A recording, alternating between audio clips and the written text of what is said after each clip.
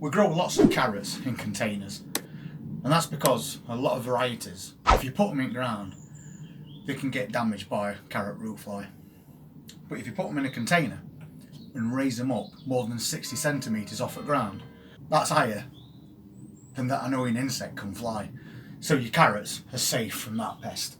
But what we also did this year is we put some outside in a raised bed because we got a variety called resistor fly.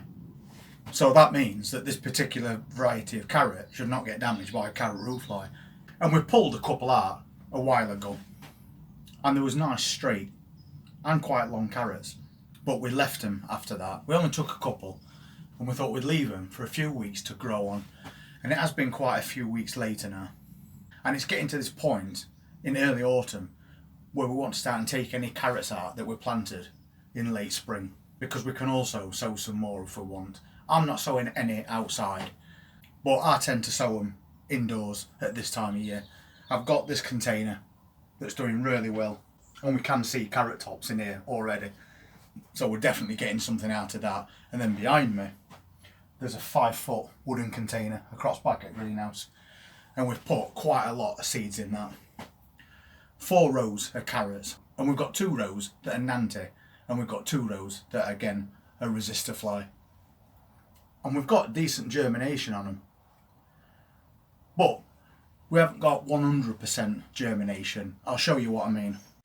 So this is that 5-foot container, and those 2 rows at the back there, they're resistor fly, but the 2 rows in front are those Nanty, and you can see we've got quite thin germination from those 2 rows.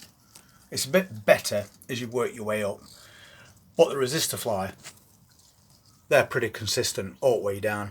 It don't mean we won't get a row of carrots out of this, but they could be old seeds, so they haven't done as well, or they could just be taking longer to germinate.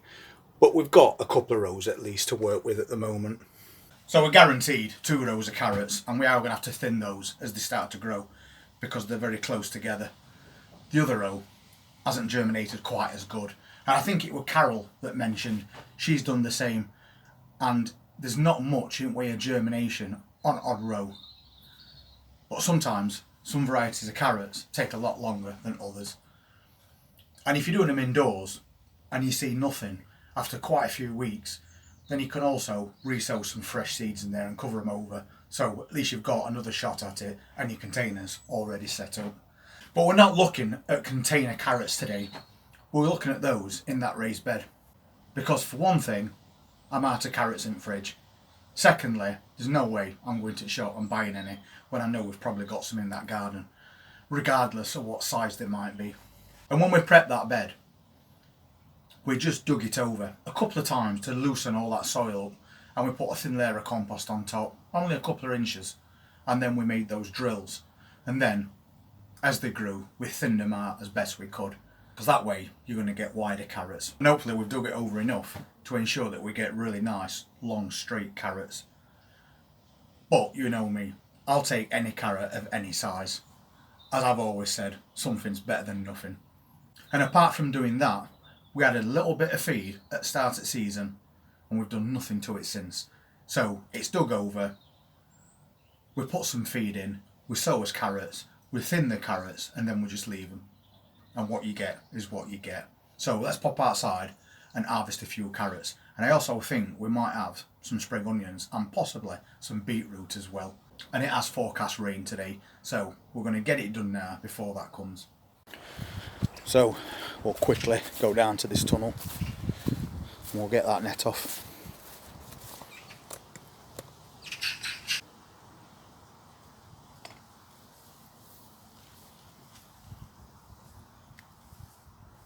This one hasn't got a lot of growth on top, but it is yellowing a bit. But it has got a decent sized top to it, so I'm still going to take it out and see what size carrot we get. It's got to dig in and then just turn them. This is probably one that's smallest in here. And you can see that that is a little stubby carrot. I'd say that's a Chantenay Royal, because that's the shape that they grow, but it has also split. So maybe we can save a bit of that. Moving on, we'll try some more.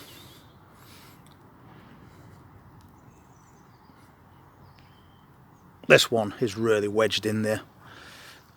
There's one next to it, so I'm just going to take that out first. That's a bit better size.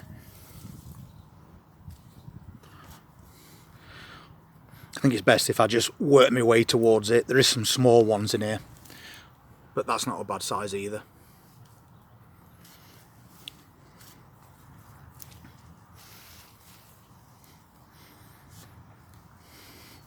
Just trying to work my way towards these two because they look quite big, but I can't actually get in there to twist them out because we've got three growing really close together, which is making it very awkward.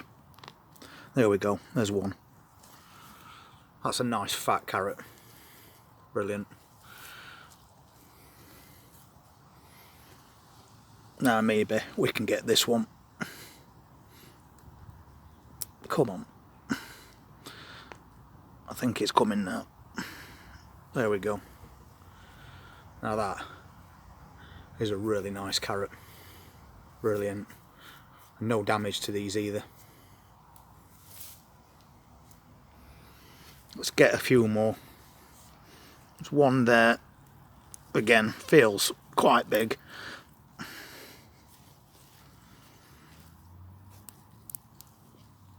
They're so difficult to twist sometimes. Now that is a really big fat carrot. It's not grown perfect, but look at the thickness of that. It's huge. That's brilliant still.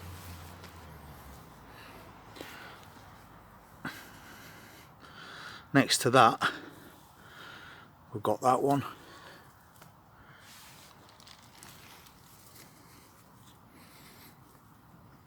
And then there's one there as well. They're not bad sizes, but there is quite a mixture. Let's try another one. That one has grown a bit weird. That one's basically forked. Still usable though.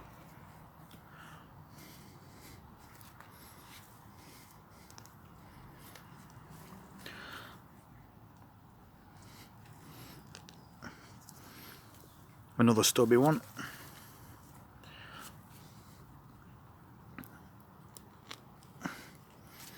That is a really nice one, that.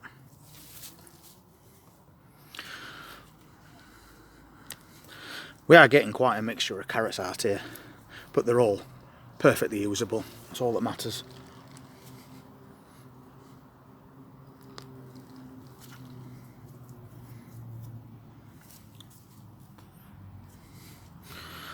That looks like a good size one. That one's just starting to fork again, but we have still got a good sized carrot.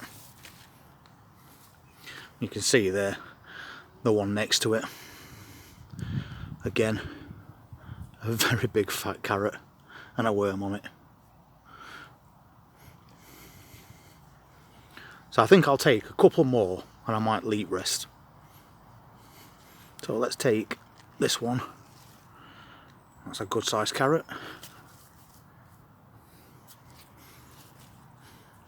And that big one that's sticking out there. Now that is a big carrot. Look at the thickness of that. Brilliant. I think carrot wise I've got enough there. They're going to last quite a while. So once again, covering those tops back up so that the light doesn't send tops of your carrots green. And we'll take a look, see if we've got anything else we can take. I've left the salad onions a bit long, unfortunately. We've still got some, but these are spring onions. I've left them that long. They've got quite big, but they are still perfectly usable. So we might as well take these out. Get something out of it. Got lots of varying sizes.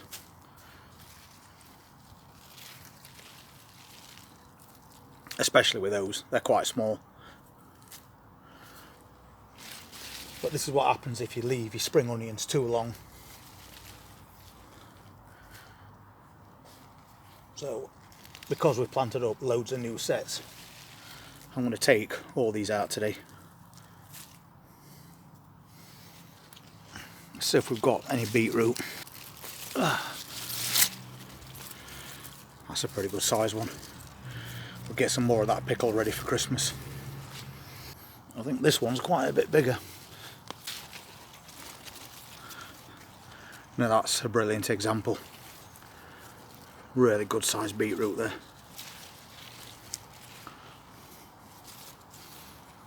We have got some smaller ones which I'm leaving. Let's see if there's any around the other side. These look quite a bit smaller. Let's have a look at this one. It's not a bad sized one. I think the rest are all quite small. But I think what we've got is plenty to make up a jar. So I think we'll leave it at that for now. Let the rest of these grow on a little bit. And we'll head back in greenhouse before this rain starts. I'd call that a result. You can pretty much tell with any vegetable when it's ready to harvest because the tops start to die back. Usually it's better to catch carrots before that happens. We left the spring onions a little bit later than we should have done. And I've just given these a quick rinse with hosepipe and myself at the same time.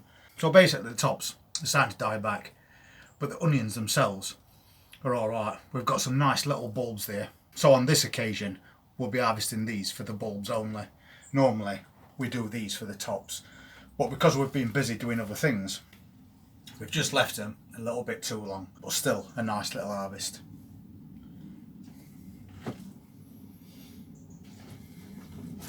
And we recently took some beetroot and we pickled it. I didn't put a video on cooking channel because we do already have one on there.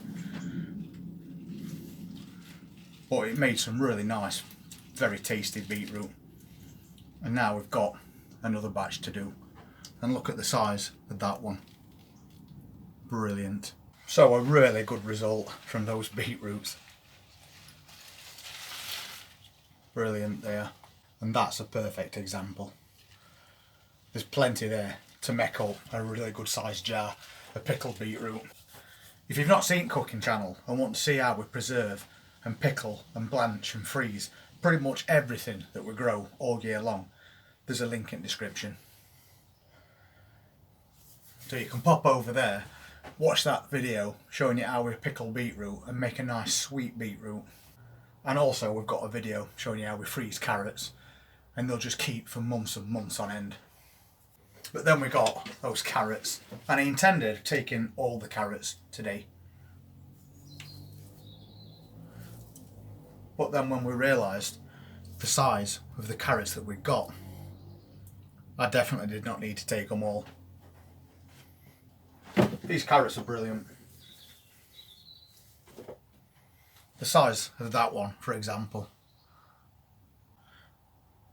is perfect, and it's very straight. There's no damage because they resist the fly. And then we've got other ones that's also a really good size.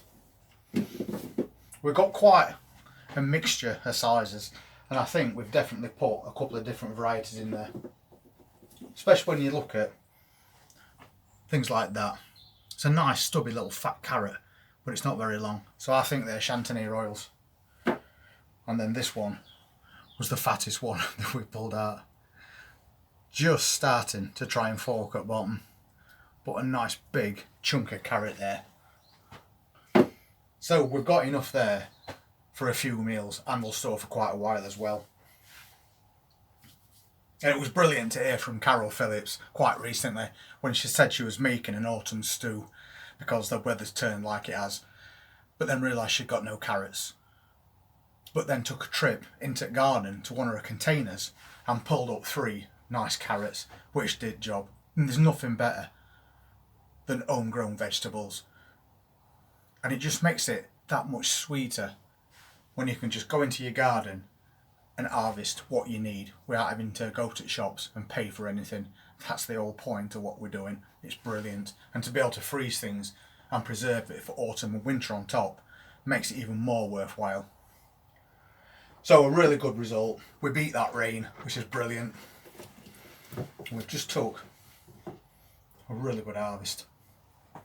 Really pleased with results of that. I think next year we might swap the Nantes for the resistor fly, because they've done exactly what they say on packet, undamaged, growing outside, low level, which is brilliant, and we can still do some in containers as well.